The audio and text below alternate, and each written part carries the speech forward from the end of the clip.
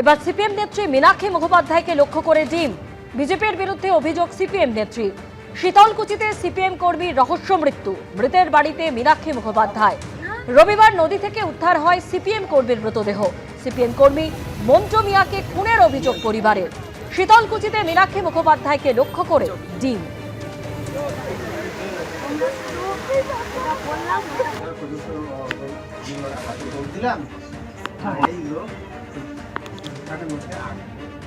আমাদের বিরুদ্ধে কোনো কমপ্লেন হলে পুলিশকে জানাক।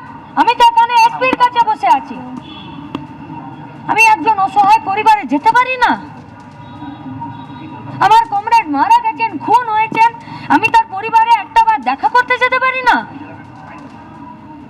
এগুলো আমাদের অপরাধ, এগুলো আমাদের অন্যায়।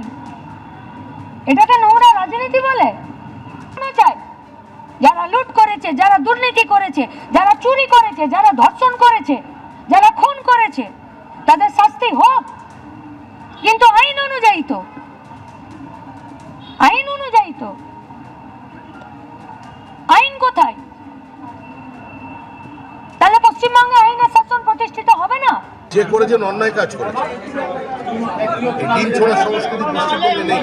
সিপিআইএম এই জেলায় 90-এর দশকে আমাদের অনেক কর্মীকে খুন করেছে, কিন্তু তারপরেও বলছি সিপিআইএম এর কোনো নেতার বিরুদ্ধে, তারপরে একটি সিপিআইএম এর একটি মহিলা কর্মী এ ধরনের আচরণ যারা করেছেন তারা ঘৃণ্য কাজ করেছেন। এই ঘটনার সমর্থনযোগ্য নয়।